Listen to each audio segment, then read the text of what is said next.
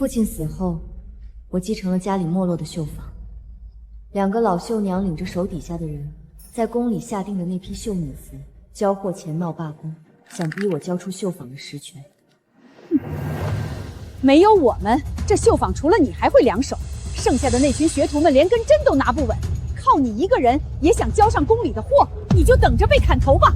我等的就是他们这句话。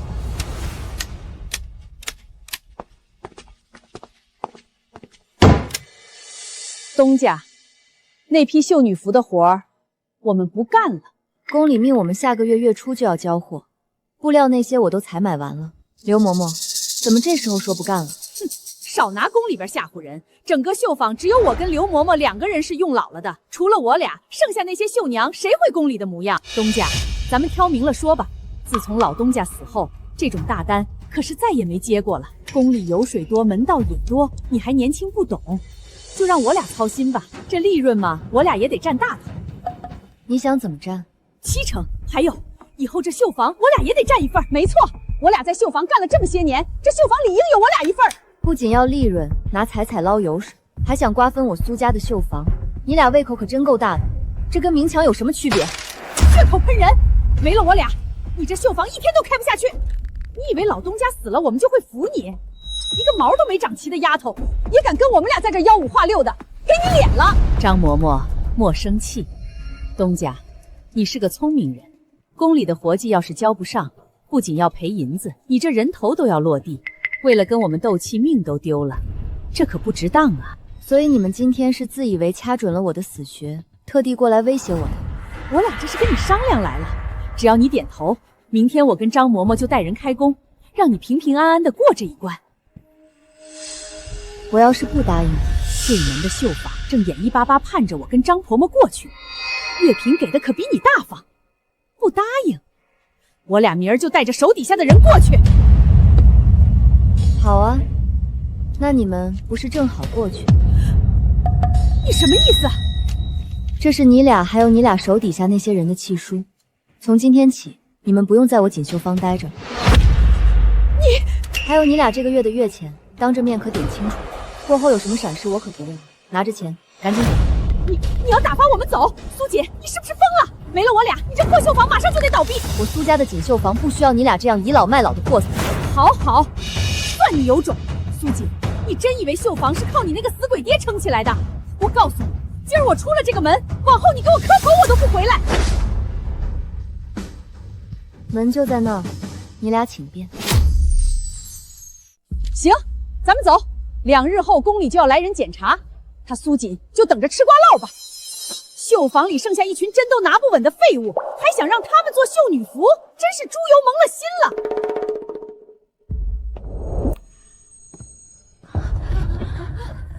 东家，刘嬷嬷他们带了好几个绣娘走了，可咱们明天就要开始做那批绣女服，人手根本不够啊。还以为新东家能带着我们将锦绣坊发扬光大，这下可怎么是好？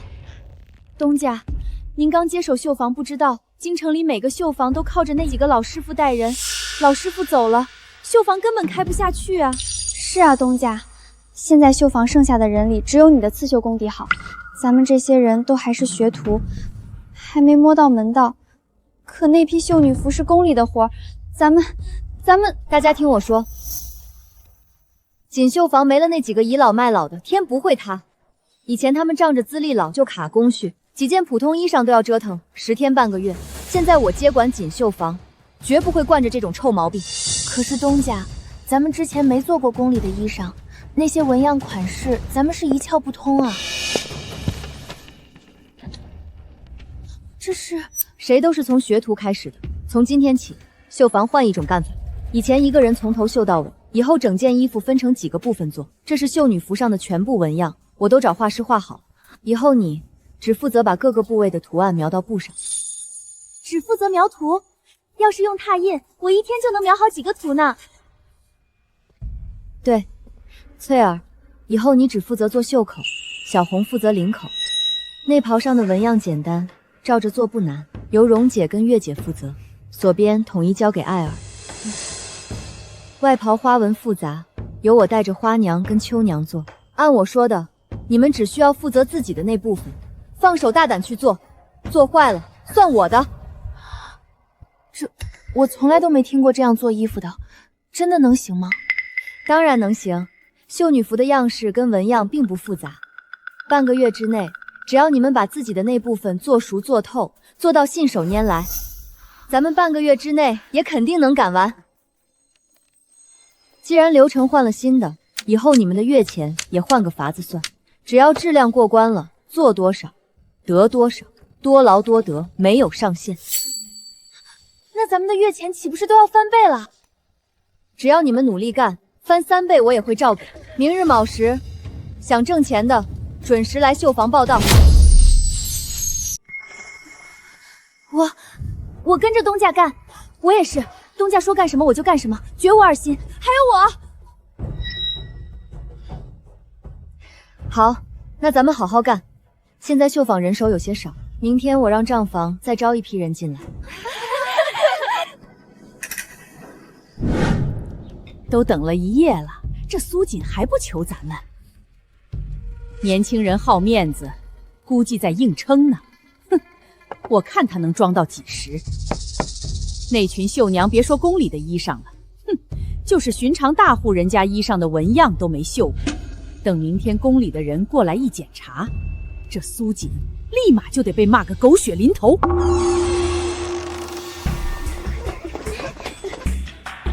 这是开工了，怎么还多了一批人？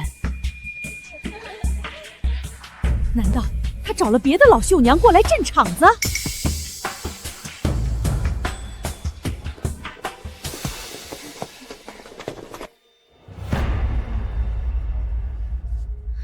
东家，这可是江南来的好料子，一匹要几10两银子，真让我们动手啊！以前刘嬷嬷他们都得吃饱点心，琢磨半个时辰才开工的。我怕给料子画坏了。不需要你1比1照着画，来，我教你。像这样，你描一遍图纸，再用布料踏上去，最后用炭笔照着描一圈，听明白了吗？就这样？对，别怕，放心大胆干就是了。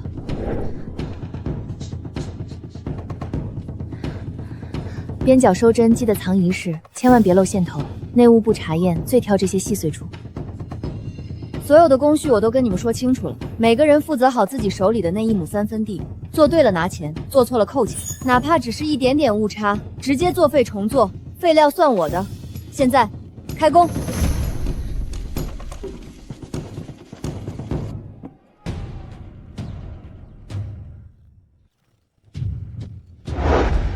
不到半天，第5筐了，加上昨天的废料，这2天苏锦往外扔了10几筐了。刺绣可是门手艺活，咱们干了几10年才摸到点门道。绣坊里那些嫩瓜秧子懂个屁！明天王公公一来，我看他怎么交代。绣女服整整有200件，恐怕最后他连10件都拿不出来。苏锦这小丫头，到时候顶不住了，肯定乖乖来求咱们回去。到时候咱们还说什么他都得应下，以后锦绣坊就是咱们的了。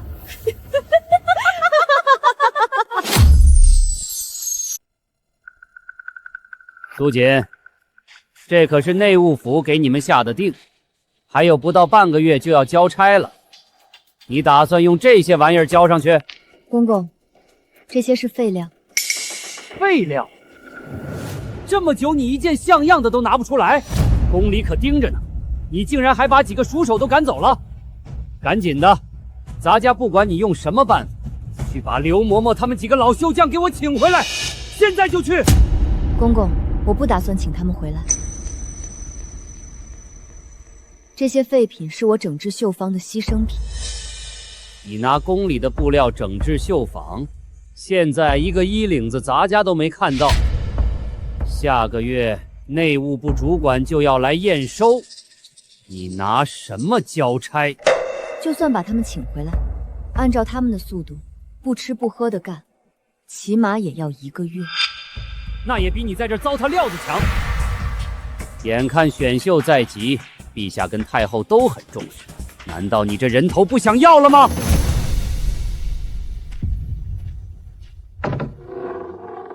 请。王公公，多说无益，您自己看吧。前日他们刚上手，作废了10匹布，昨日作废了3匹布，今天到您来为止，只作废了不到1匹布。这些人进步竟如此神速。正是，我把整个制衣流程按照难易程度拆分好了，所有人只需要负责自己的那部分，很快就能上手。可下月初内务府就要来人验收了，你们这才刚开始，要是赶不及……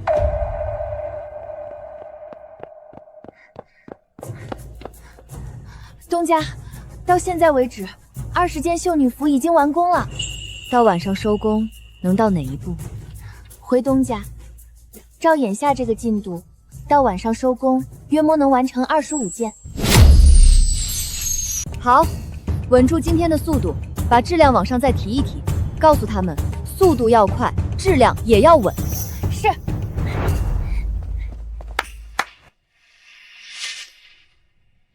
王公公，您看到了吗？这就是我整治绣房的意义。只要所有人按照我立下的规矩流程走，锦绣房就是京城出品最快、最稳定的绣房。苏老板，咱家还是头一回看到这样的绣坊，真是大开眼界。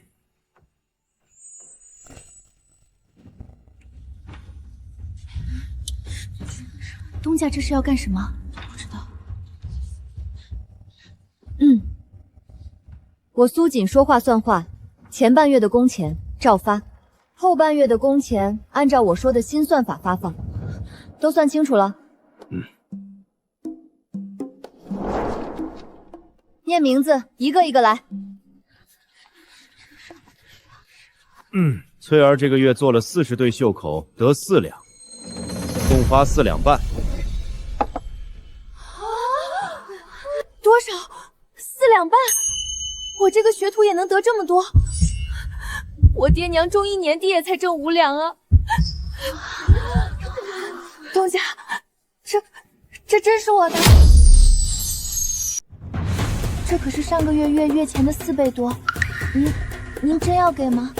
没错，这就是你该得的。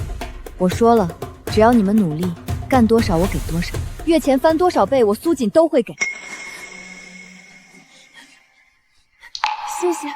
谢谢东家，我王翠儿以后生是您的人，死是您的鬼，这辈子都跟着您干了。翠儿1个月都能领4两半，那咱们岂不是至少有5、6两？我听说京城资历最深的老绣师1个月也才10两银子，咱们现在都快赶上他们了。还没领月钱的接着排队，大家放心，不会少你们1分1毫。小红这个月做了60个领口，得6两，共发7两。下一个，秋娘这月共发7两半。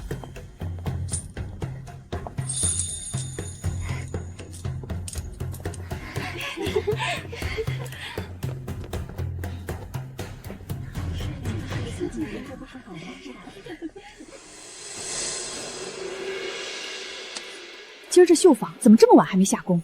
宫里今儿不是来人了吗？估计那苏锦吃了瓜落，现在正关起门哭呢。估计用不了多久，这苏锦就要哭着求到咱跟前了。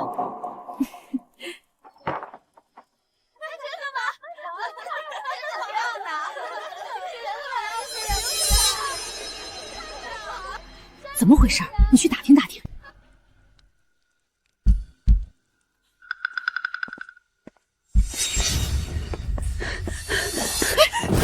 到底出什么事了？快说！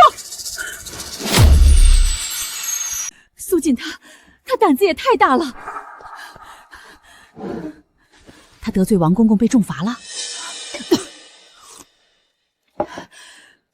不是，这丫头片子搞什么计件发工资？绣坊里那些学徒月钱最低都有4两多，都快赶上咱们了。什么？他敢给那些蠢货发这么多月钱？这绣坊是准备关门不干了吗？关什么门啊？那批绣女服已经快完成1半了，我悄悄去看了，工艺齐全，针线功夫也比咱当初的利索。不可能，这才短短几天，苏哥上哪儿找来的帮手能这么快上手？真的，我亲眼看到的。还有今天他发月钱的消息一散出去，附近几条街大大小小10几个绣坊，那些绣娘们都争着抢着要去锦绣坊，大半夜都在门口排队等苏锦，说什么杂工也愿意干。他苏锦真是好手段。咱们算是偷鸡不成蚀把米了，现在可怎么办啊？苏锦真是好手段，可不是嘛？我亲眼看见的，那些不过是刚入门的学徒，咱们在锦绣坊干了20年，凭什么跟咱们拿的一样多？他想做大，做梦。之前对门新开的经纬堂，之前不是来找咱们吗？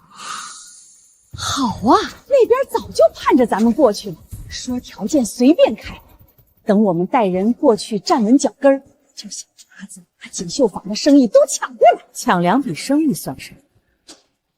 明天一早我就去趟官司行，20年的交情了，让他把所有的胡丝绒线都给我留着。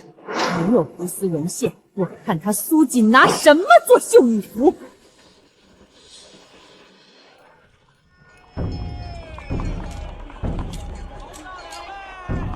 各位夫人小姐，进来看看锦绣坊20年的老裁缝，如今来了经纬堂。这料子摸着怎么有点糙？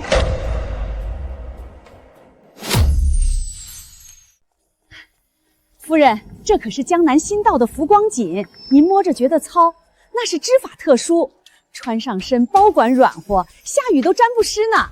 以前在锦绣坊，这种料子我都不舍得往外拿的。这针脚看着也有点松，跟以前锦绣坊的比可差得有点远。哎呦喂，那是您没看明白，这是最新的飞针刺法，讲究的就是个形散神不散，别家绣坊可都没我这手艺呢。心思真得意，我要订一套。好嘞，这就给您量尺寸。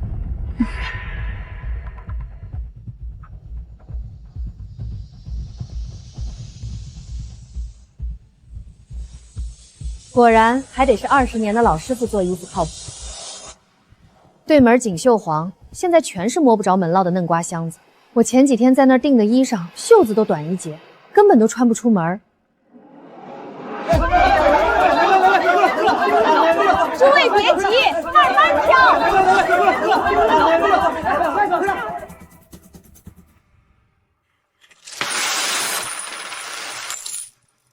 这一上午进账的比咱们在锦绣坊1个月还多，眼瞧着这不过半天光景，就订出去快20-30套了。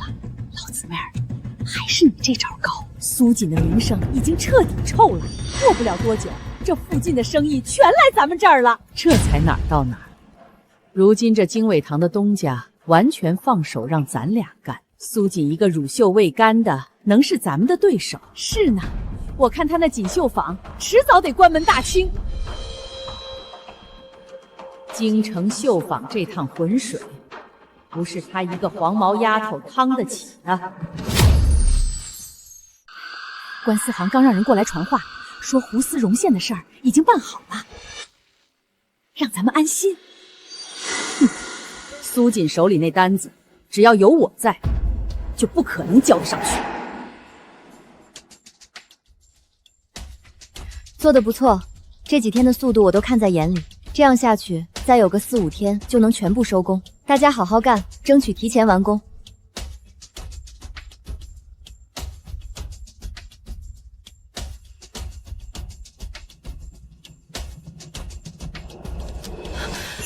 东家，没有胡丝绒线了，库房那边我刚去看也没货了，什么时候能到货啊？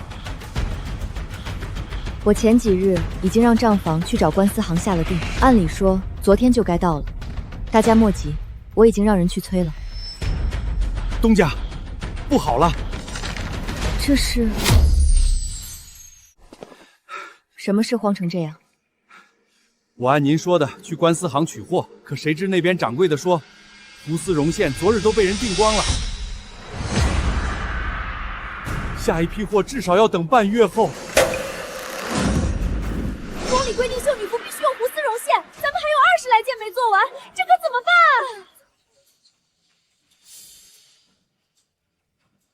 官司行那边跟咱们也算是老交情了，怎么突然变卦？这我也不清楚啊。东家，眼看宫里就要来人验收了，咱们怎么交差啊？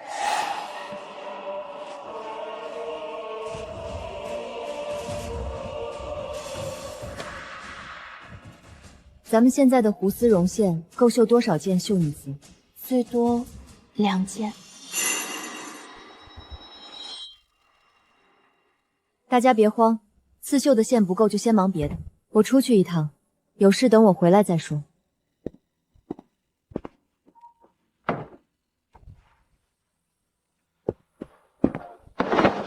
哟，这不是锦绣坊的苏老板吗？来咱们官司行有何贵干啊？王老板，我5日前在你这儿订了一批胡丝绒线，今日我让人来取货，为何失信于我？苏老板啊，您来得太晚了，说到底也是人不走运。昨日我正准备给你送货呢，刚好有个老主顾来，开高价把店里的胡丝绒线都包圆了。做生意嘛，价高者得。再说老主顾也不能不给面子，您受点累，等下月到货了，我再给您送吧。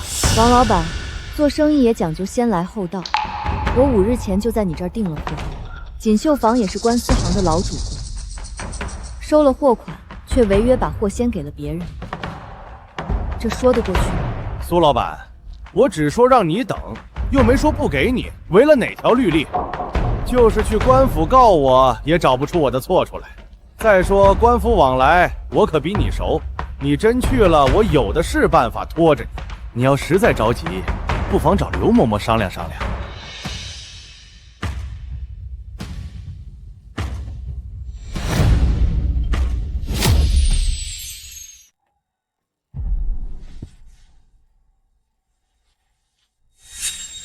苏老板，锦绣坊之所以是官司行的老主顾，靠的是我。我跟王老板10几年的交情了，只要我不松口，你等到下辈子也拿不到一根胡丝绒线。所以这一切都是你设的陷阱。是你先动的手，把我跟张嬷嬷赶出去，还搞什么新流程，想把整个京城绣坊的饭碗都往地上砸。大家都守着那套规矩过日子，你既然想当出头鸟，那就得付出代价。就是，现在没了胡丝绒线，你的绣女服不可能做得完，交不上货，宫里来人你就等着人头落地吧。不过嘛，苏老板，我这人念旧，只要你跪下磕个头，把这次绣女服的利润都交出来，再把锦绣坊的份额分一半给我，我还是能跟王老板商量商量，从他手里漏2根丝线给你。你好好考虑考虑。你凭什么觉得我会答应？凭什么？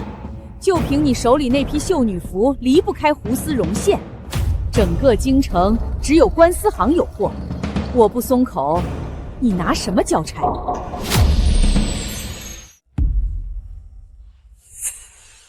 苏老板，我劝你还是早点看清形势吧。王老板，你确定这批线就是拖着不给我了是吗？哪怕你说破天去，不答应条件，现在都拿不到1根丝线，眼巴巴等着吧。这可是你说的。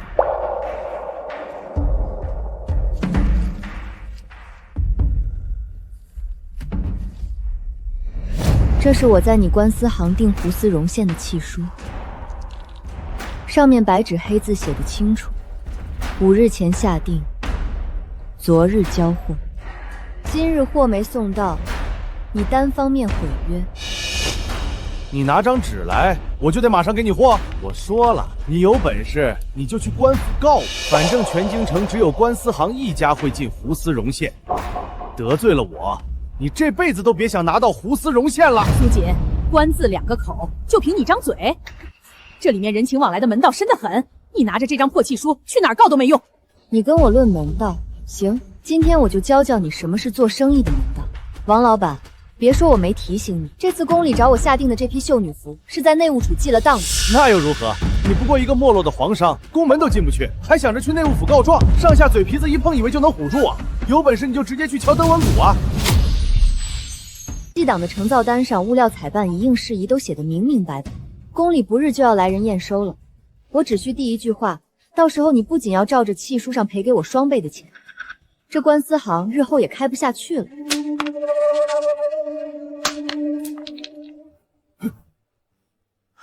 什么成造单？我怎么不知道有这个东西？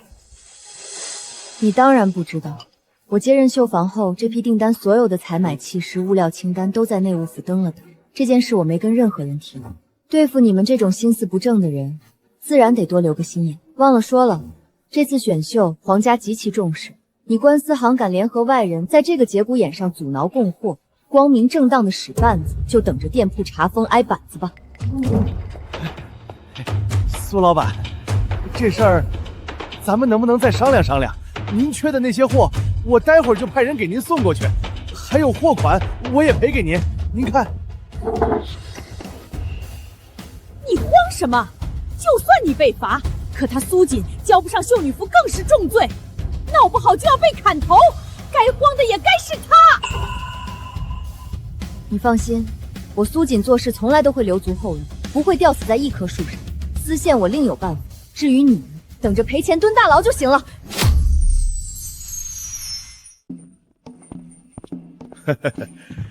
锦丫头，遇上什么难处了？说吧，哥听着呢。哥，我需要一批胡丝绒线，量大，要得急，京城里买不着了，想请你帮我去隔壁锦州进一批。胡丝绒线，我当多大事儿呢？巧了，我正好有一趟去锦州的镖，手下兄弟都要去，让他们顺路给你带回来就是。哥，规格和数量我都写好了，你让兄弟们照这个买就行。10箱，这么多，还都是贡品级的，你这是接了什么大单子啊？宫里的单子，绣女服，这单要是做好了，跟内务府那边搭上线，往后少不了有汤给哥喝。行，我现在就让人去办。哥，这些钱你拿着分给你那些弟兄们，让他们受累点，说什么也要在明天下午之前把货送过来。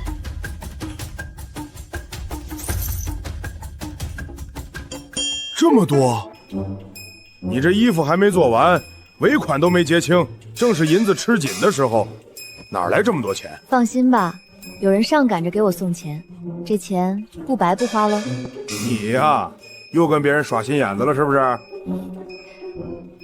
行了，这事儿你放心交给我吧，宝宝明天就给你运回来，不耽误你事儿。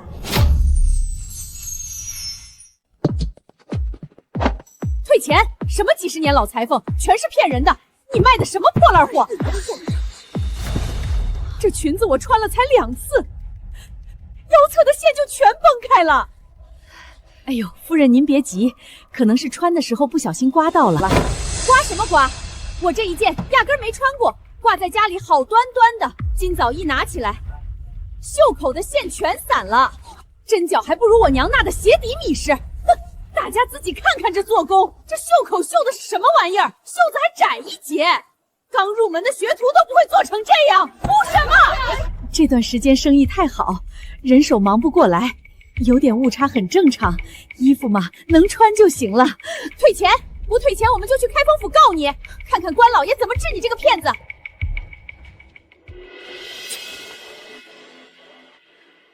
咱们账上的钱全都赔光了，还打了不少欠条，这可怎么跟东家交代呀？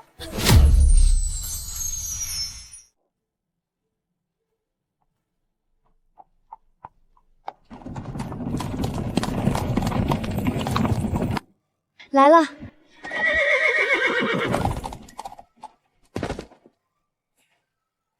苏老板，货到了，赵爷吩咐的，一匹不少。辛苦了，现在就等这批线到了，就能完工了。来人，货到了，快出来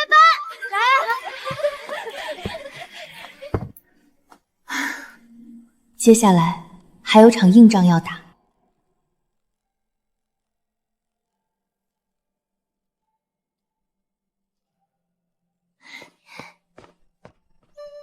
200件绣女服，一件不少。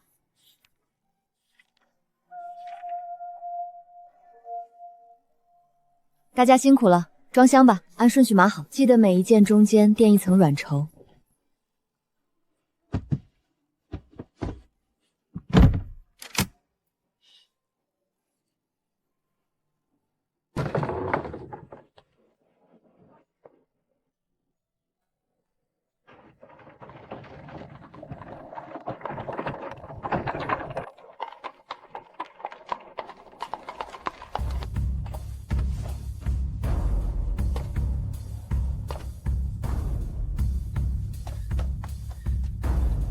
苏老板，刘总管眼里揉不得沙子，你可千万别出幺蛾子，不然咱家跟你都要吃不了兜着走。王公公放心，我昨夜已经再三检查过了，这次谁来都挑不出一点错漏。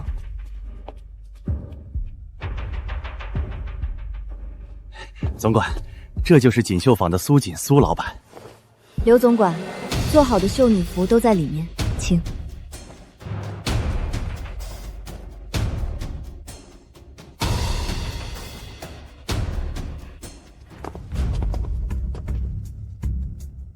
苏老板，我听说你把2个20年的老绣娘赶走了，就让这群不知道行深浅的学徒来做这批绣女服。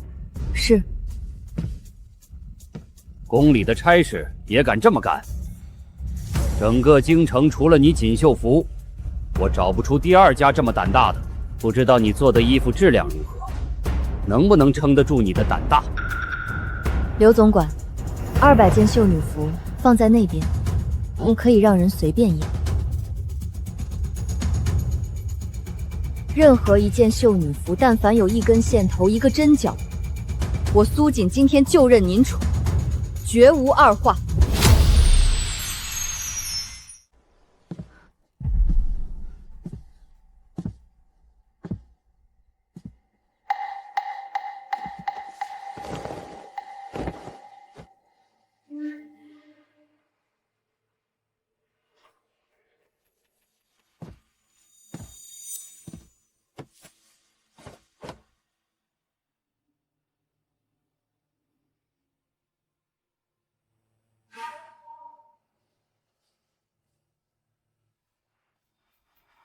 纹样精准，针脚细腻，比起宫里的针工台也不差什么了。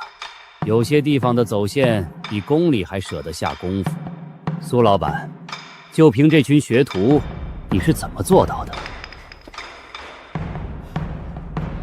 回总管的话，我只是把一件衣裳拆开了做。以前一个绣娘从头到尾做完一件，至少要10天半月。如今我把整件衣裳分成领口、袖口、前襟、下摆、内衬5个部分，每个绣娘只负责自己那一块，做熟了自然又快又好。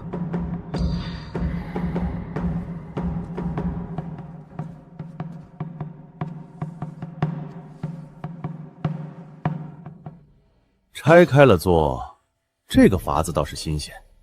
宫里真工局1年到头忙不过来，动不动就要找皇商补缺。你这一套要是能交给他们，倒省了咱家不少麻烦。总管过奖了，不过是些取巧的小把戏，登不得大雅之堂。能想出这种主意，还能带着人赶在期限内交出这样的东西，不是取巧，是真本事。苏老板，你很不错。苏老板，实不相瞒，宫里近来选秀在即，真工局那边忙得脚不沾地，人手实在转不开。咱家这一趟来，除了验收这批绣女服，还有一桩事儿要跟你商量。总管请说，锦绣峰上下一定尽力而为。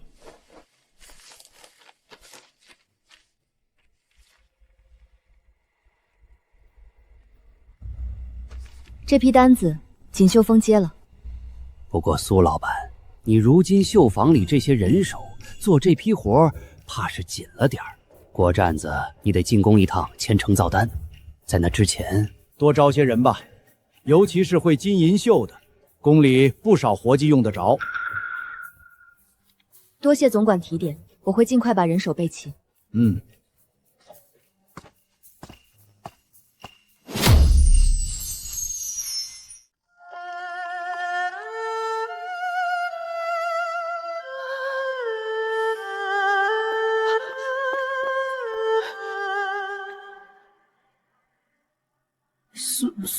苏老板，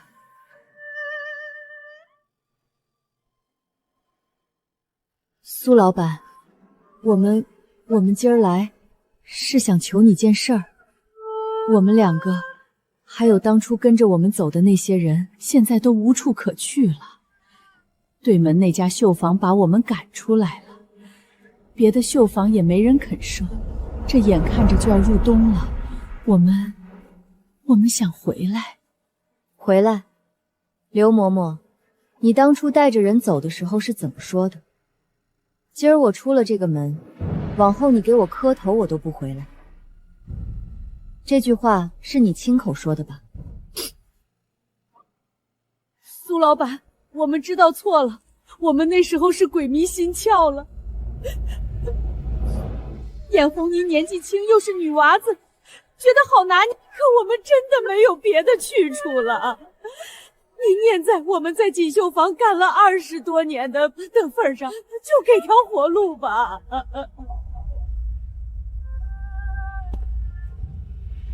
念在20多年的份上，那我今天就把这20多年的事跟你们一条一条捋清楚。第一，父亲刚走，绣坊最困难的时候，你们带着手底下的人闹罢工，逼我把绣坊的利润让出来，还要分绣坊的股，这不是商量，是趁火打劫。第二，被我赶出去之后，你们转头就去了对门的经纬堂，还联合官司行的王德生，断了我所有荣县的供货。如果不是我提前留了后路，那批绣女服根本交不上。我苏锦现在只怕人头都不在脖子上了。第三，你们不但断了我的供货，还妄图用鱼死网破来威胁我。你们做这些事儿的时候，有没有念过在锦绣坊干了20多年的份上？刘嬷嬷、张嬷嬷，我不是讲旧情的人，可你们把旧情当成了一刀子一刀往我身上扎。现在刀子断了，你们又回来要旧情，天下没有这么好的事。这不是以前锦绣坊那2个嬷嬷吗？当初闹罢工的可就是他们。锦绣坊的门，从你们带着人走出去那天起，就不会再为你们打开了。你们走吧。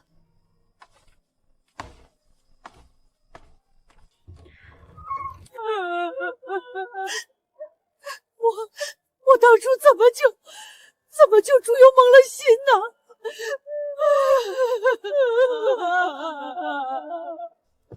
不必为这种人费精神，这都是他们咎由自取。现在该操心的是新差事。东家说的对，刘总管刚走就又给了这么大一单，咱们锦绣坊这回可真是要翻身了。翻身是翻身了，但活儿也多了，50套枕道被面，100只荷包，2个月的时间，光靠现在这些人够呛。可咱们这批绣女服做完，大家都累得够呛，要是再接着干活，怕是要扛不住啊。所以得招人，不仅招学徒，还得招会金银绣的手种。宫里那些活，光靠描图绣可不够。可是东家，京城里会金银绣的绣娘，大多都在那几家大皇商手里攥着，咱们上哪儿去挖人啊？放心吧，重赏之下必有勇夫。明天一早把招人的告示贴出去，月钱按锦绣坊现在的规矩算，会金银绣的另加3成。我这就去写告示。等等，告示上再加一句：不限出身，不论资历，只看手艺。金银绣的绣娘，这回怕是要跟那几家皇商抢人了。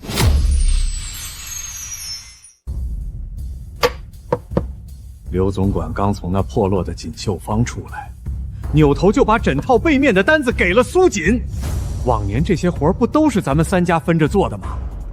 可不是嘛，往年真宫局忙不过来，都是找咱们组缺。如今倒好，他苏锦一个黄毛丫头，接了绣女服的单子还不够，连咱们的饭碗也要抢。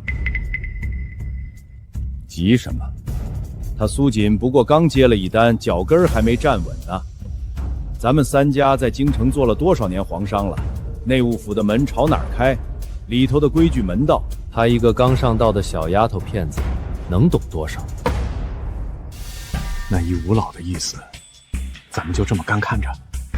当然不能干看着。过2日苏锦要进宫签成造单，咱们也进宫一趟，当面跟刘总管聊聊，把道理摆明白。皇商这一行讲究的是先来后到，论资排辈。他苏锦想一口气吃成胖子，没那么容易。对，论资排辈。他苏锦才接了几天的皇商单子，也敢跟咱们抢食？那就这么定了。2日后，咱们也进宫，看他苏锦怎么在刘总管面前跟咱们争。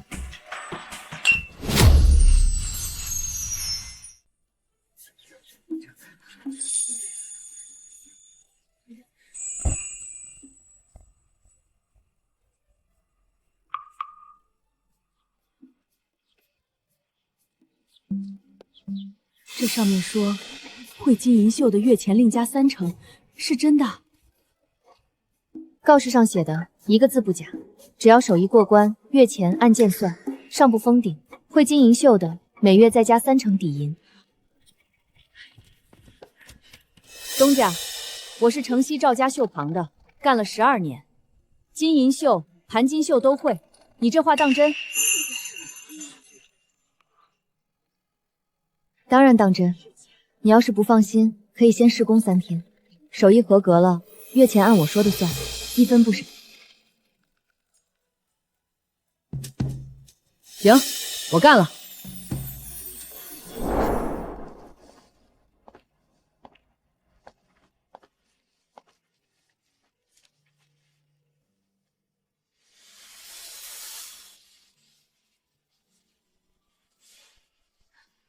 这里回针的时候多绕半圈，背面就不会露线头了。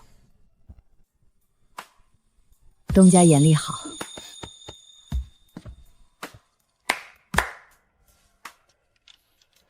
大家先停一停，今天试工半天，中午之前每人交1件绣样给我看，过关的留下，不合格的今天工钱照结，但锦绣堂不能留。丑话说在前头，我这儿只看手艺，不看情面。东家，要是招不够人怎么办？宫里那批单子的工期可是紧得很。放心，今天只是个开始，消息传出去之后，来的人只会更多。走，跟我去库房盘一下料子，金银绣用的线得提前备足。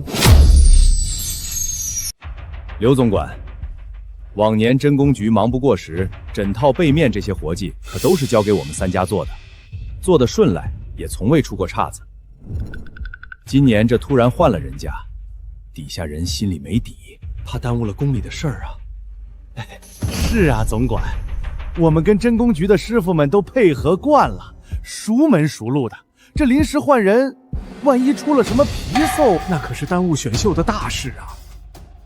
总管，我们3家的意思不是要争什么，只是出于稳妥考虑。锦绣坊毕竟刚接手皇商单子不久，经验上怕是还有欠缺。 3位老板的意思，咱家明白了。苏老板，你怎么说？总管，3位老板的顾虑我理解，但锦绣坊刚完成的200件绣女服，件件经得起查验。刘总管亲自验过的货，质量如何，想必心中有数。行了，咱家给你们2家一个公平的机会。这批枕桑被面和荷包一共分成2份，你们各做一半，工期2个月。2个月后，咱家亲自验收，谁做得好，今年的年节筹备就交给谁。往后宫里忙不过来时，也优先用谁。苏老板，3位老板，你们意下如何？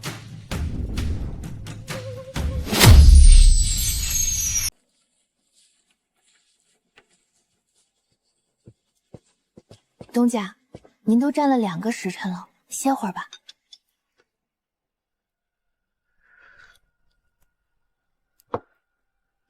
枕套和背面的纹样还算简单，学徒们上手就行。但这100只荷包，宫里要的是双面绣，里外一样的纹样，容不得半点马虎。双面绣，咱们绣坊里会这个的，好像只有新来的赵娘子跟另外2个熟手。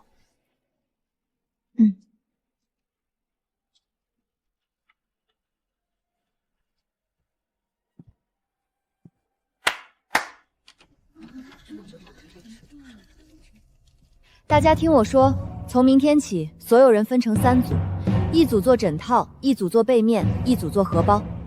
荷包组由赵娘子带着，枕套和被面由原来的绣娘带着，边角的描金绣全部交给金银绣的绣娘。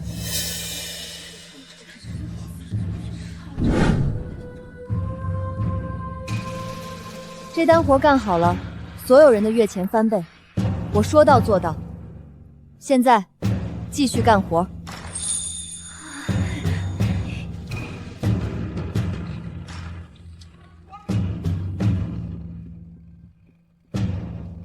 2个月，这回可是真刀真枪的拼了。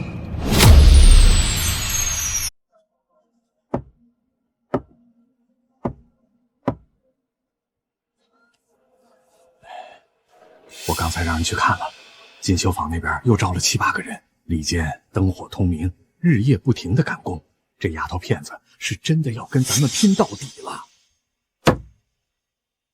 拼？他拿什么拼？咱们3家加起来300多个绣娘，会金银绣的少说也有30个，他才招了多少人？满打满算不到80个，能翻出什么浪来？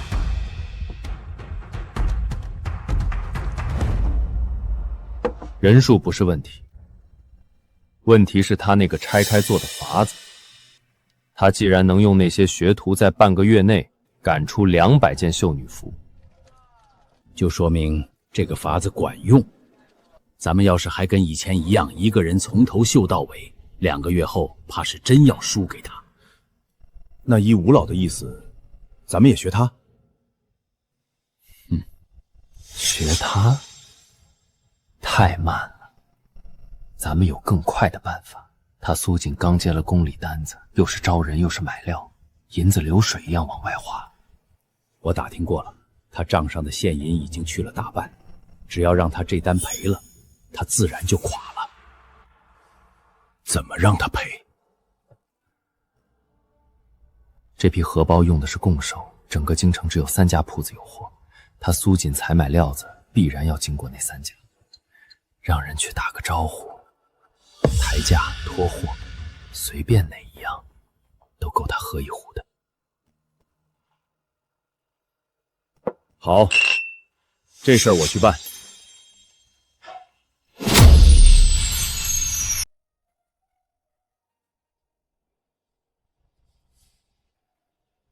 东家，您1个月前就让赵镖头从锦州和青州2地进了大批贡手，如今库房里的存货足够咱们用上大半年的了。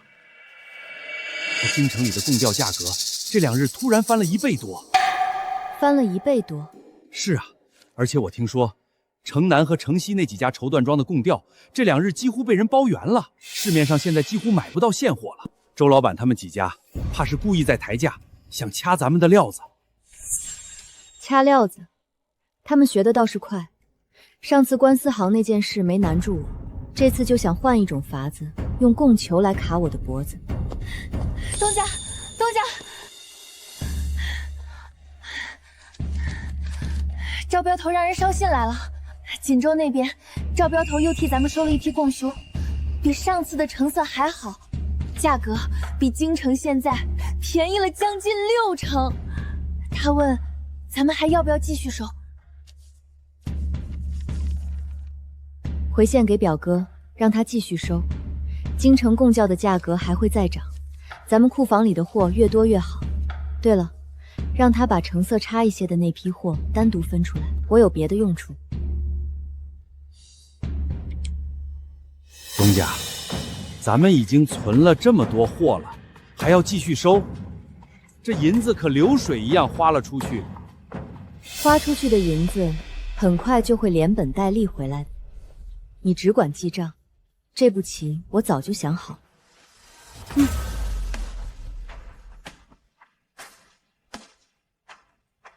京城贡调价格炒得越高，那几位老板亏的就越惨。好戏还在后头。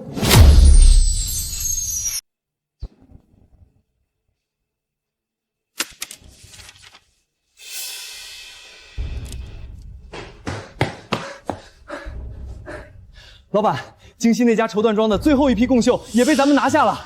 价格比市价高了40%多。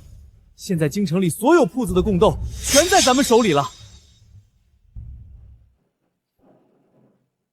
好，咱们手里的贡豆够让整个京城绣坊都来求咱们了。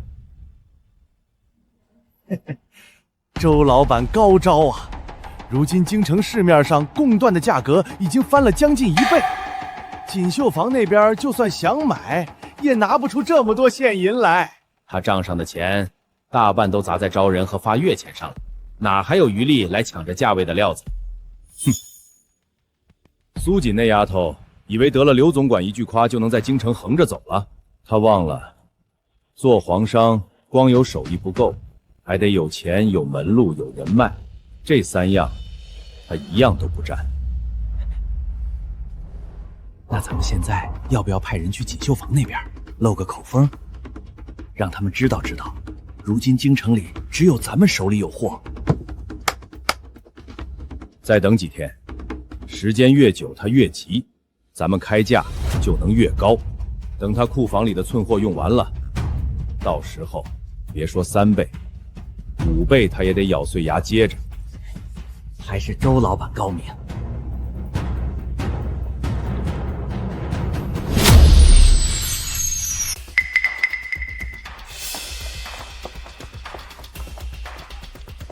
东家，他们来了，3个人都来了，怕是来者不善。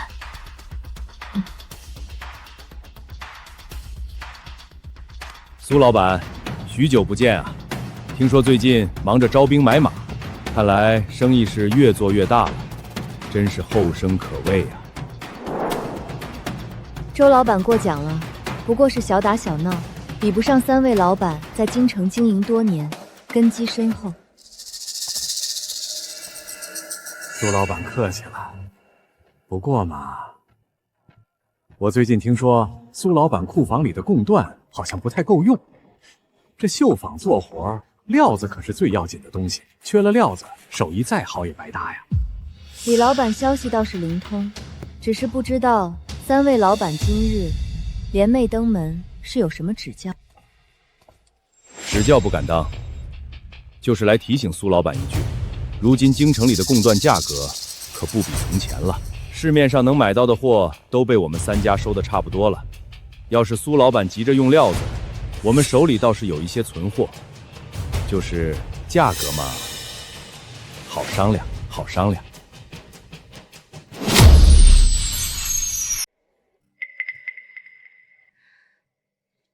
几位老板手里有货，不知道现在是什么价？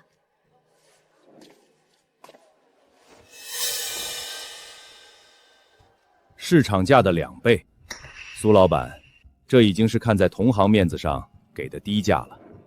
你也知道，如今京城市面上只有我们手里有货，再过几日怕是要涨到4倍，过了这个村可就没这个店了。2倍？你们这是趁火打劫！上个月贡豆还是15两1匹，如今你们抬到快50两，还说是看同行面子。苏老板，我也是替你着想，内务府那批活要是交不上，怪罪下来可就不只是赔钱的事儿了。你刚打出去的名号，怕是要一朝散尽。为了几匹料子把自己搭进去，不值当。苏老板，识物者为俊杰，若是再拖下去，价格只会更高。你也知道，这2倍已经是看在咱们同是皇商的面子上了。多谢3位老板的好意，不过我的料子够用，就不劳3位操心了。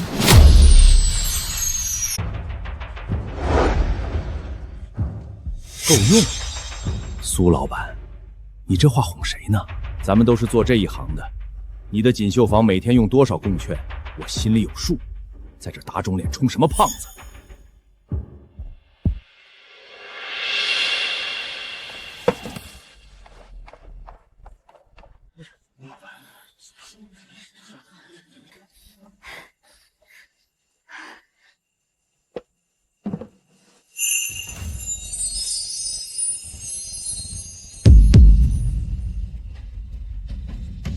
周老板，忘了告诉你们了，承制单下来的当天，我就让人去了锦州和青州。这会儿库房里堆的贡缎，再接一次宫里的差事都用不完。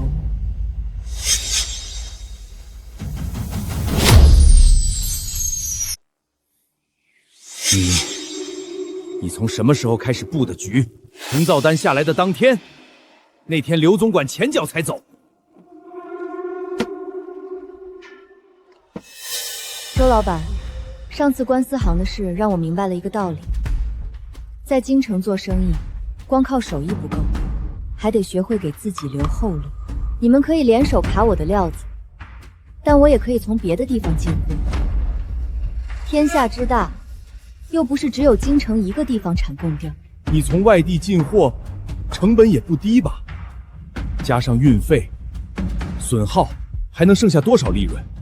你这是在硬撑着跟我们打价格战。李老板说的对，外地进货成本确实不低。我算过，加上运费和打点的费用，每匹贡赛到京城的成本比正常市价高了2成左右。但是，你们把京城贡缎的价格炒高了2倍。我让人从外地进了货之后，挑了成色稍次的那一批，分了3家绸缎庄往外散。你们扫空了京城市面上所有贡缎，其中就包括我散出去的那3成。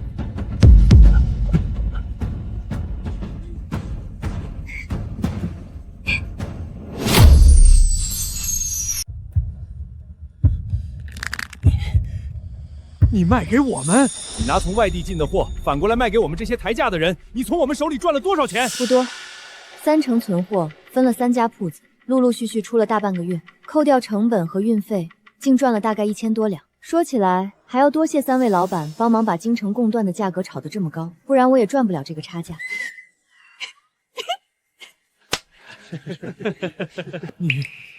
你早就算计好了，你从程造丹下来那天就开始算计我们。苏锦，你狠，这一局是我们输了。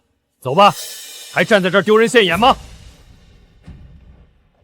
别得意，这一次是你运气好，下一次，纵使你在京中经营多年，累积不少身家，还够你挥霍几次。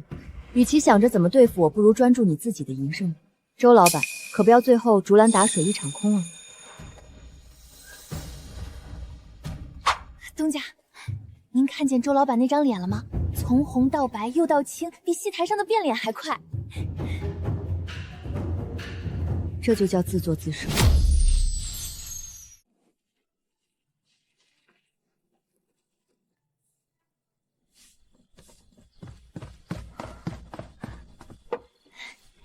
东家，我刚才去库房又转了一圈，咱们的贡绢还有大半年的量呢。光是想到周老板他们花了3倍价钱买回去的料子其实是咱们的货，我就忍不住想笑。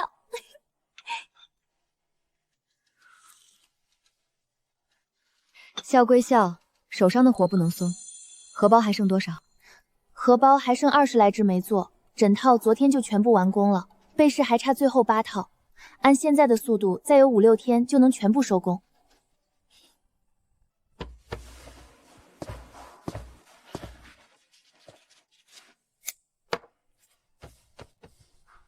东家，这只也好了。赵娘子的手艺越来越精了，这批荷包能这么快做完，你是头功。离验收还有大半个月，时间绰绰有余。那3位老板吃了那么大一个亏，是不会善罢甘休。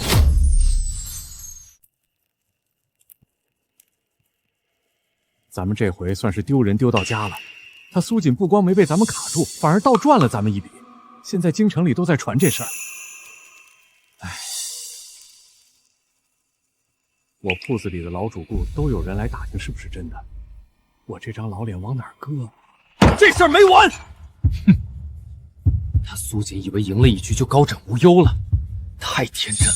咱们在京城做了10几年皇商，要是被一个黄毛丫头踩在头上，以后还怎么在同行面前抬头？拍桌子没用，现在不是生气的时候，是想想下一步棋怎么走的时候。宫斗的事已经输了，再想从料子上做文章来不及了。但苏锦的绣坊铺得越大，人就越杂，招了那么多新绣娘，这里面有多少是真心跟他的？你的意思是从他内部挖人？挖他最得力的绣娘，让他那边乱了阵脚。他苏锦再聪明，也管不住人心。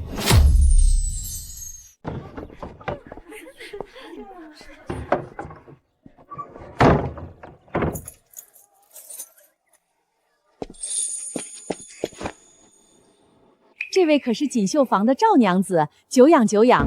我是城西瑞锦坊的管事，姓孙。有事儿？赵娘子，实不相瞒，我今儿是替人带句话的。赵娘子在锦绣坊做活，月钱是多少？我们东家说了，只要您愿意来我们那边，月钱翻倍，还单独给您配一间绣房，不用跟旁人挤。你们东家是谁？是谁不重要，重要的是诚心。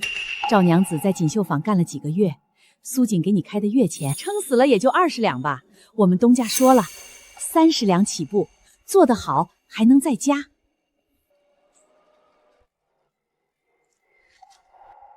回去告诉你们东家，我在锦绣坊干得挺好，不打算挪窝，月钱多2倍我也不换。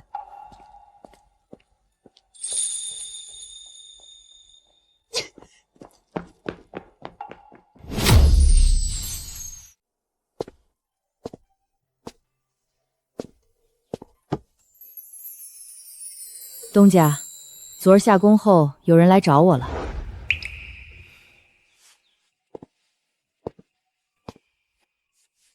谁？城西瑞锦坊的管事，说有人想挖我过去，月钱翻倍，还给单独配绣房。我没问他背后是谁，但能出这个价的，京城里没几家。赵娘子，你没动心？东家，我在刺绣这行干了20多年，什么样的东家都见过。你是第一个愿意把绣坊的规矩重新立起来，带着所有人一起赚钱的人。我不信那个挖我的人能比你做得更好。那咱们就一起把锦绣坊做得更大，让那些想挖人的人断了念想。挖赵娘子不成，他们一定还有后手。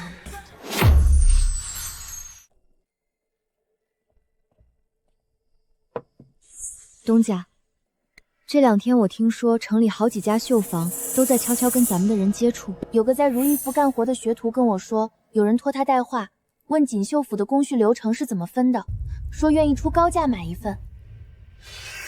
那3位老板看来一计不成又生一计，挖人不成就想偷手了。工序拆解的法子虽然不算什么秘密，但若是让他们提前知道了具体分工，确实能省不少功夫。那咱们要不要加派人手盯一盯，或者跟绣娘们说一声，让他们别跟外人多嘴？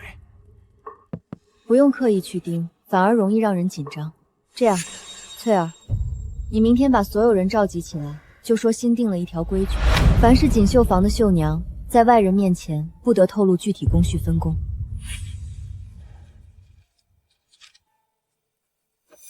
其实他们偷了也没用，工序拆解只是表面。真正能让锦绣坊做好的，是这群人心往一处做，他们学不走的。还有一件事，从明天起，里间的废料和废样统一收进库房锁好，任何人不得随意带出绣坊，该防的还是要防，不能让人钻了空子。那怎么办？就这么让他顺顺当当把货交上去。2个月之期已经过了一半，咱们的货也做了不少，现在再动手脚已经来不及了。唯一的办法就是让他的货交不上去。他苏锦再有本事，也防不住内务府验收那天的意外。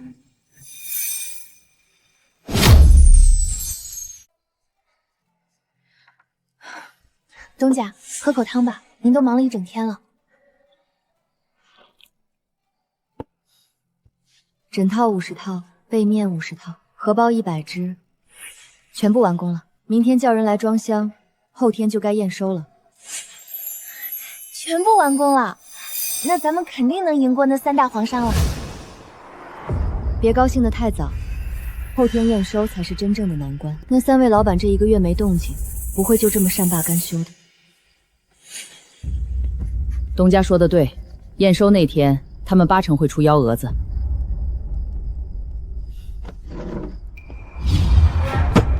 不怕，咱们的东西实打实做好了，不怕任何人来验。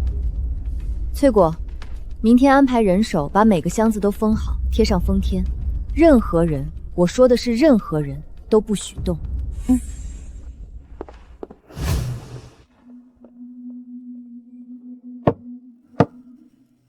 后天，一切就都见分晓了。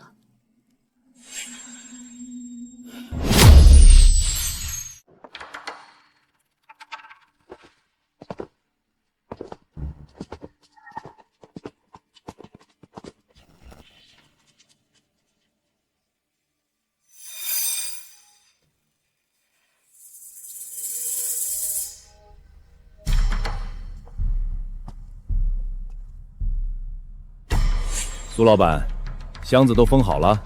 回总管，全部封好，封条完好无损，请总管检查。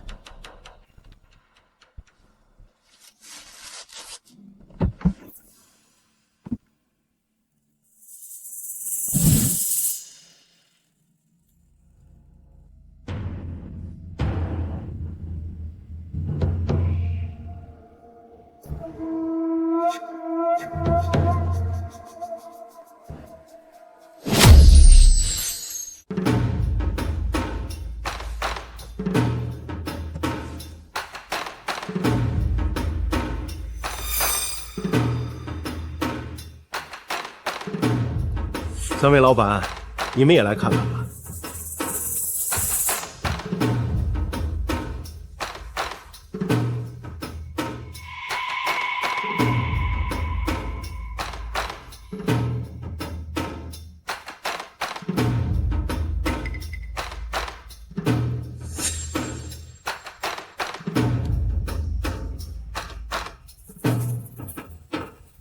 总管，锦绣坊这批货确实不错。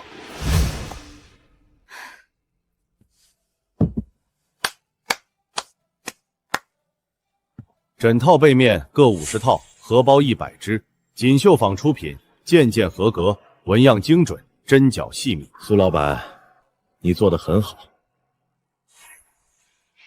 多谢总管认可。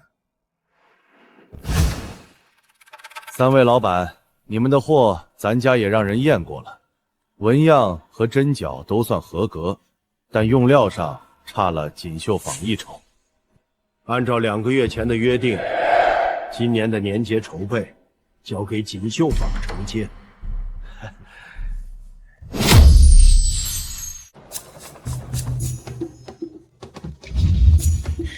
东家，我们真的赢了！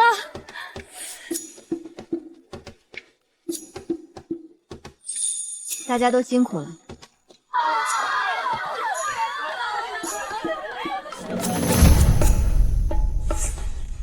翠果，去把街口的酒楼包下来。今晚我做东，好好犒劳犒劳大家。好嘞，我现在就去。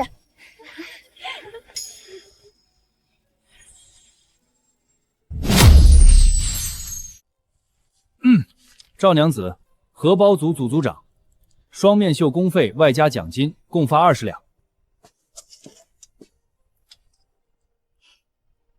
翠果，打杂家，协助管理，共发8两。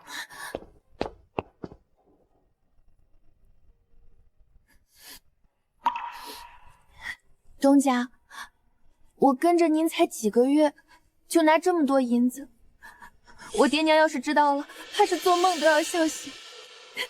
拿着吧，你应得的，以后好好干，只会更多。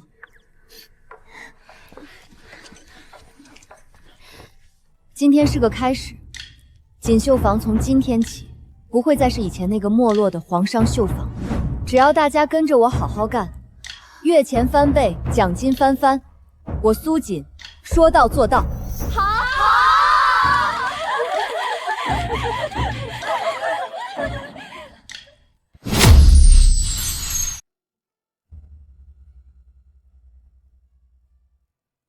账房，我想换一种用人的法子，以后绣坊里的熟手带新人，每带出一个能独立上工的，带人的师傅每月额外加1两银子的补贴。东家，这不合规矩啊！教会徒弟，饿死师傅，自古以来都是这么传的。您这么一搞，那些老绣娘怕是不会乐意吧？以前那套规矩是怕被人抢饭碗，但锦绣坊现在要的是做大，不是守成。熟手带新人，新人成长快了，绣坊的单子接得更多，所有人赚得更多，熟手不会吃亏的。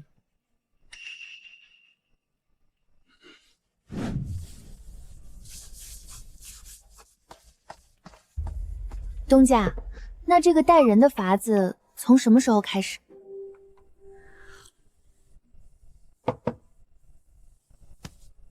越快越好。而且，我想开一家分店，叫如意坊，专门做款式简单、价格低一些的成衣。学徒先去那边练手，绣娘熟手留在锦绣坊做宫里的差事或是精工丝绣，两边互不冲突，各赚各的。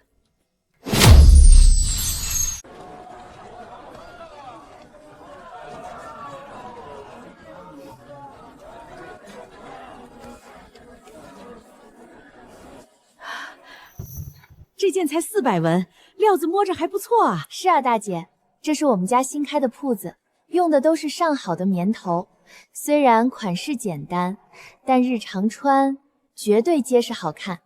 您看这针脚，我们如意坊的绣娘做的，您放心穿。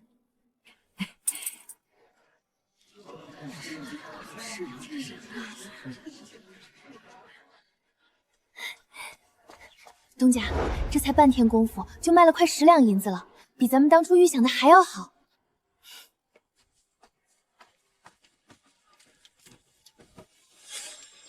看来如意坊这条路走对了。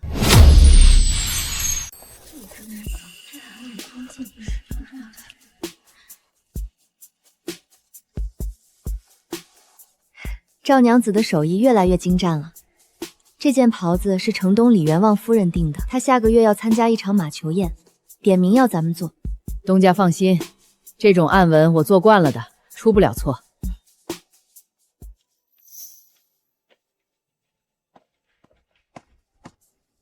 东家，如意坊那边的账目我刚刚盘过了，这才半个月，流水已经快赶上咱们锦绣坊1个月的了。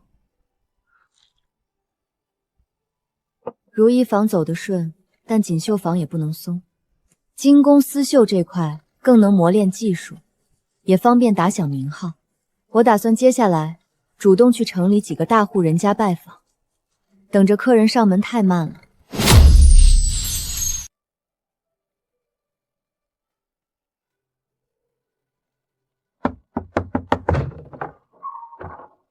谁呀？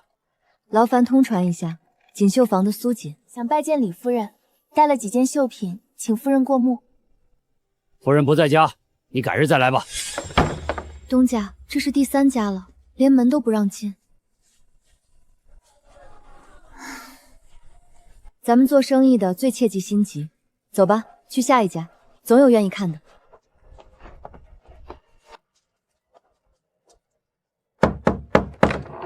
夫人，锦绣坊的苏老板又来了。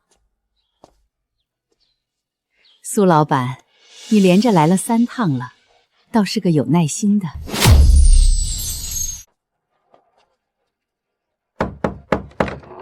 夫人，锦绣坊的苏老板又来了。苏老板，你连着来了3趟了，倒是个有耐心的。王夫人，冒昧打扰了，这里有几件锦绣坊最新做的绣品，想请您过目。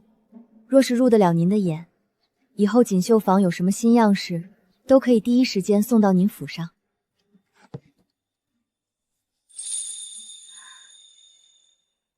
这针脚倒是细密，比我在别家定做的精致多了。夫人好眼力，这款披帛特意用了双面暗绣的技法，正反两面都是一样的纹样，而且边缘的线头全部收了暗针，一点都不会刮到里衣。这件我留下了，银子照付。苏老板，以后有什么新样式，直接送到我府上来。是。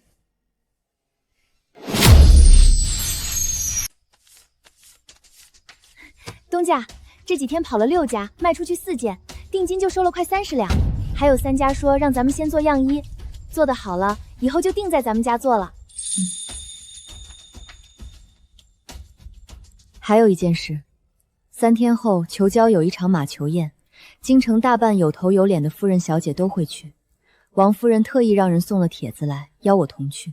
东家，这马球宴跟咱们绣坊有什么关系？关系大了。我前几日送出去的那几件绣品，到时候都会穿在那些夫人小姐身上。只要有人问起王夫人，他们自然会说是锦绣坊做的。1传10，10传100，比咱们跑断腿去敲100家的门都管用。对啊，让那些夫人小姐自己替咱们传名号。3天后，锦绣坊的名号要在这场马球宴上彻底打响。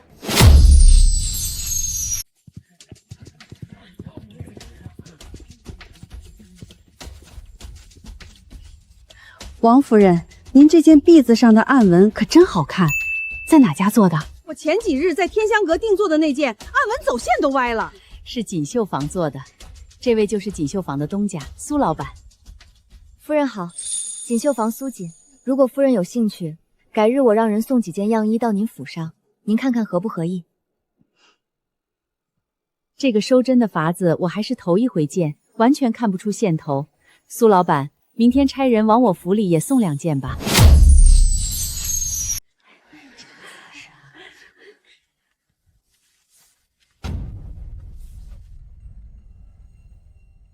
这双面绣的手艺，我在宫里都没见过这么平整的。苏老板，你店里还有多少这样的帕子？我全要了。夫人喜欢的话，我让绣坊专门为您绣一批，花色纹样都可以按您的要求来。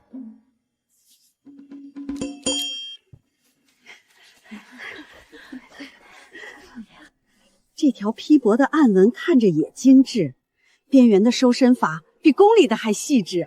苏老板，你锦绣坊的活计我记住了，回头我让丫鬟去铺子里订2条。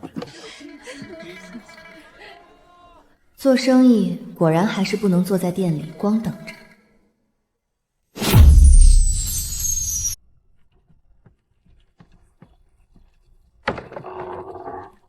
翠果，你猜今天订出去几件？天哪，这才3天，马球宴上那几位夫人就订了10几件了，还有他们介绍来的新客。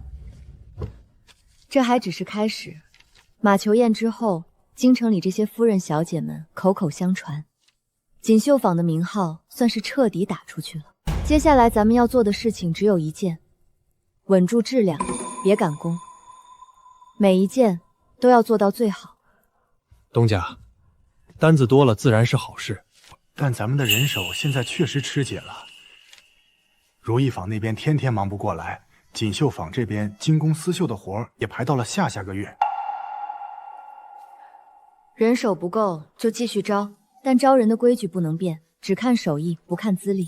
还有前几天我说过的熟手带新人的贴补，从下月开始正式实行，一定要发到位。招人干活，钱到位，他们才会尽心尽力。这里回针的时候别急着抽线，等手指压住了再拉，不然针房会松。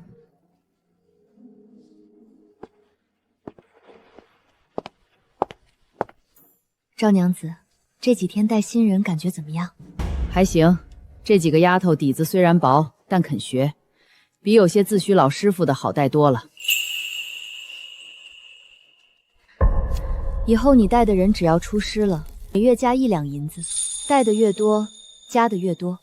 赵娘子，咱们锦绣坊要把这规矩立起来，让所有人都知道，在这里教会徒弟不会让师傅饿死，反而能让师傅赚得更多。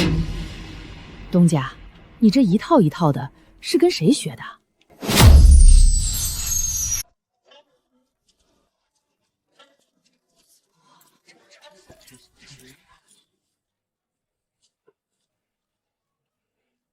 如意坊的衣裳真是越做越好了，料子比上个月厚实了不少，价格却没怎么涨，下次我把我姐姐也叫来。好嘞，您姐姐来报您的名字，结账时候我肯定给她少算些。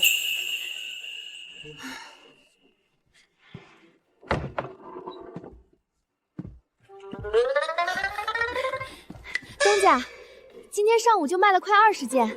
分店隔壁的张婶说想把铺面租给咱们扩店呢。如意坊这边你盯好了，锦绣坊那边精工丝绣的单子越来越多，我恐怕日后要多分些精力在那边。过阵子要是再扩张，得再招一批管事的。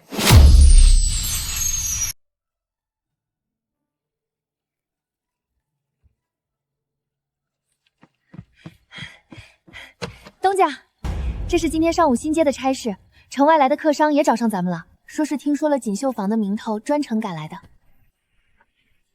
翠果，你来的正好，看看这个商会。东家，你想成立一个商会？京城现在绣坊越来越多，但没有统一的规矩和标准，要么是学徒被欺负，绣娘拿不到该拿的工钱，或是像刘嬷嬷那样的人欺压同行。这些事不是一天两天了，我想把京城的绣娘们跟绣府们都联合起来，定一套规矩，保护这一行，也保护这些手艺人。东家，您这个想法太大了，京城那么多绣坊，那么多绣娘，能听咱们的吗？那就从锦绣坊开始，从如意坊开始，只要咱们把规矩立好了，做给所有人看，大家自然会跟上。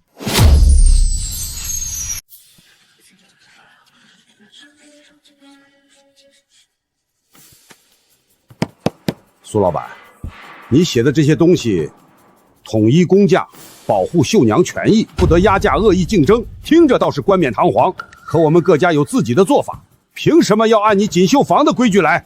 我没有说要按锦绣坊的规矩来，我说的是，大家坐在一起定一套对所有人都有好处的规矩，保护绣娘，也保护咱们自己。手艺有人学了，有人传了，这个行业才不会断代。可是，教会徒弟饿死师傅的规矩，自古以来都是这样。要是真按你说的搞什么统一带徒补贴，我们岂不是白给别人做嫁衣？你教会了10个徒弟，这10个徒弟以后做的活手艺上烙的都是你的印记。人家提起这一派指法，提起你的绣坊，名号传出去了，你还怕没有生意？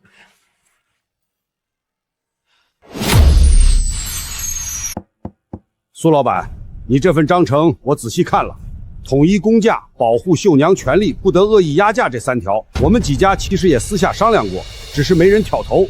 你既然敢站出来，我姓王的第一个跟。我也跟。去年我家一个做了8年的绣娘被对门挖走，就是因为没个统一的工价规矩。吃亏的不只是绣娘，咱们自己也跟着乱。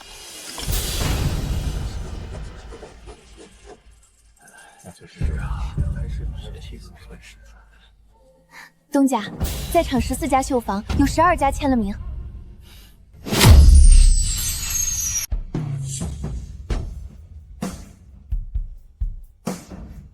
东家，排行挂好了，您看看这个位置好不好？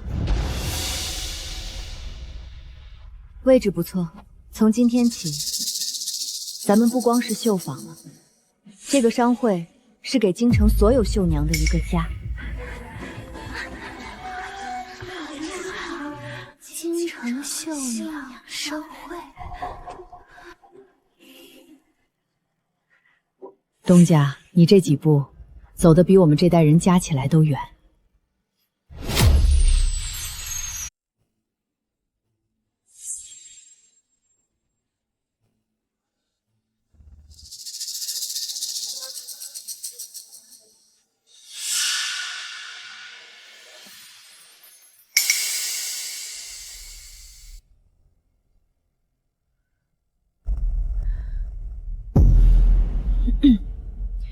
这幅刺绣是锦绣坊、如意坊所有绣娘的心意，我把它挂在商会大厅正中央，就是为了提醒我自己，也提醒所有人，咱们做绣娘的，一针一线都是在创造东西，不是在重复东西。我成立这个商会，不为别的，为了在这一行立一个清清楚楚的规矩，工价有标准，待人有规矩。以往那种杂乱无章的现象不会再有，这就是我的初心。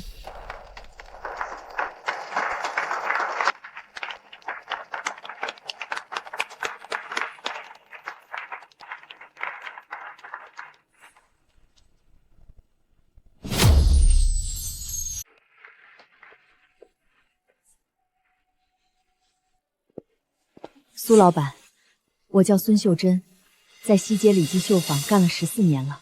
商会成立后，咱们绣娘要是遇到东家拖欠工钱或者乱扣银子的，真的可以来找商会评理？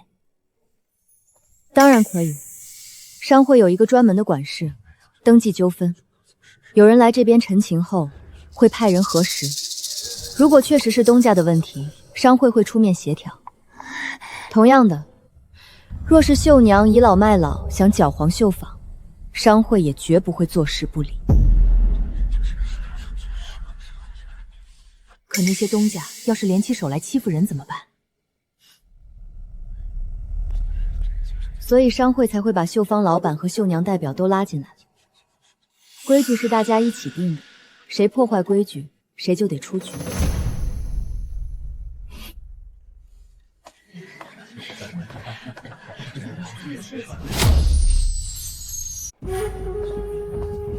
苏老板，我是城南新开的瑞锦堂的东家，姓陈。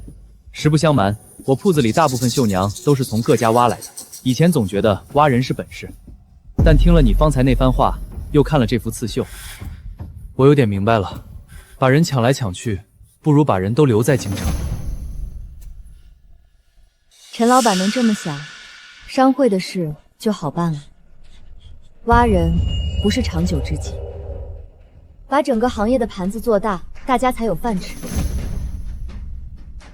苏老板，我做了40年的绣娘，这辈子见过太多绣坊开张又关门，绣娘来来去去。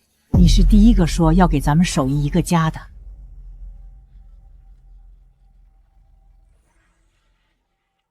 这把剪子是我出师时师傅给的，跟了我40年，今儿我把它送给你。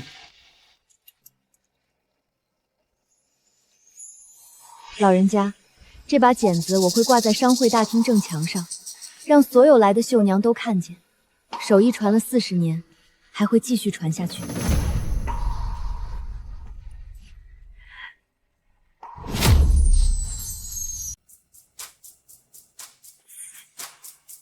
东家，该歇歇了。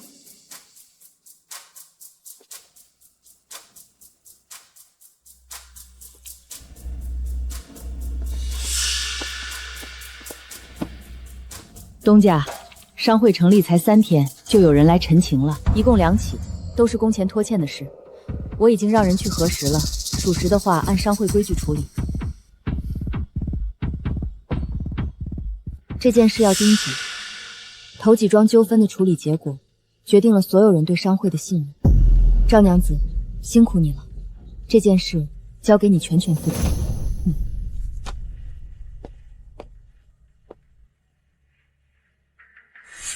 东家，你走到今天这一步，老东家在天之灵也能放下心了。东家，商会已经成了，分店也稳了，锦绣坊更是名声在外。您接下来还有什么打算？把这一套规矩传下去，让京城之外的地方也能有这样的商会，这样的规矩。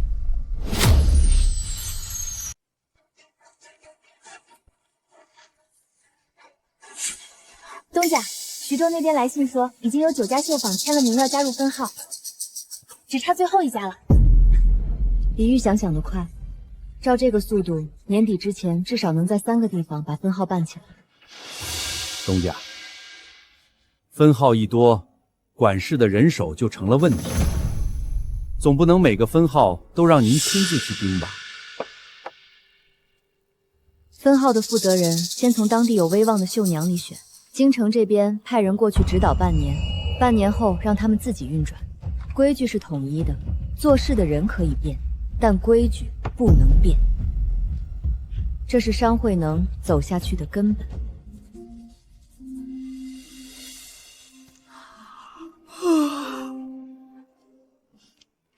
今天先到这儿吧，剩下的明天再说。去休息吧。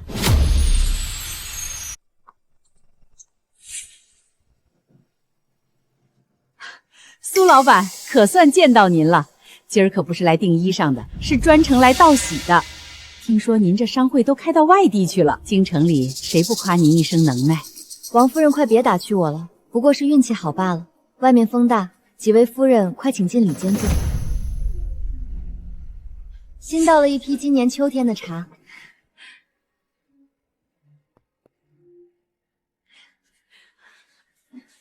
苏老板，我认识您的时候，您还是个刚接绣坊没多久的丫头。如今您手下2个绣坊，还管着一个大商会。说实话，我是打心眼里佩服。是大家帮衬，我一个人走不了这么远。下个月太后娘娘60大寿，宫里要大办，内务府正在找绣坊乘做一批贺寿的绣屏和锦缎，这事儿您知道了吧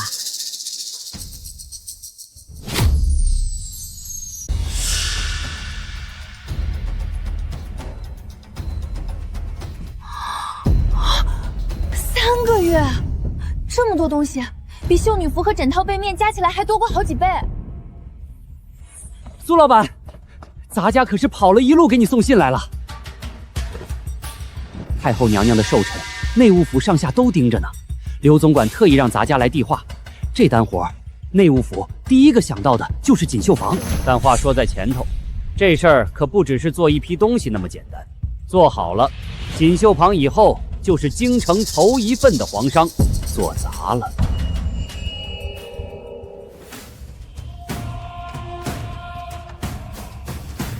公公放心，锦绣坊接得住。成，有你这句话，咱家就放心了。刘总管说了，材料内务府出，工钱照宫里的规矩给，3个月后验收。东家，3个月做这么多，咱们真要接？接，这不仅仅是生意，这是让所有人都知道，锦绣坊不只是能做绣女服和枕套被面，它能撑得起任何大场面。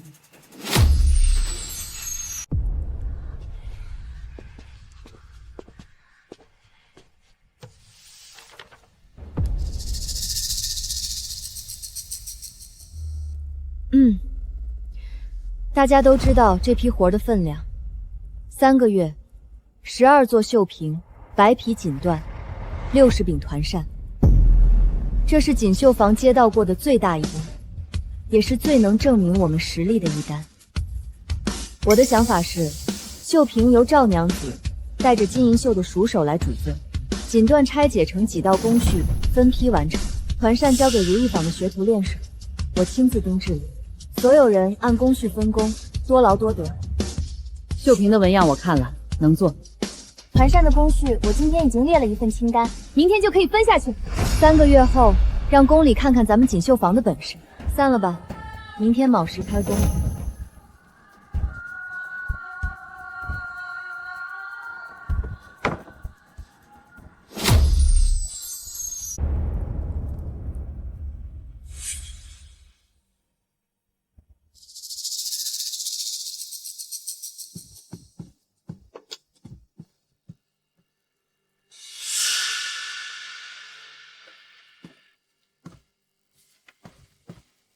苏姐，咱家在宫里当差30年了，见过的绣妇比吃过的盐还多，但能做到这个程度的，你是头一个。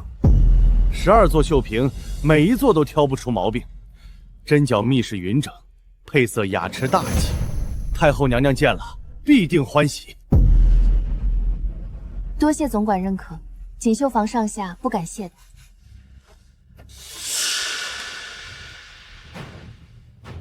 从今天起，锦绣坊正式列为内务府指定皇商，所有涉及绣品的采拜，锦绣坊优先承做。苏姐，你带出来的这批绣娘，给了宫里一个天大的惊喜。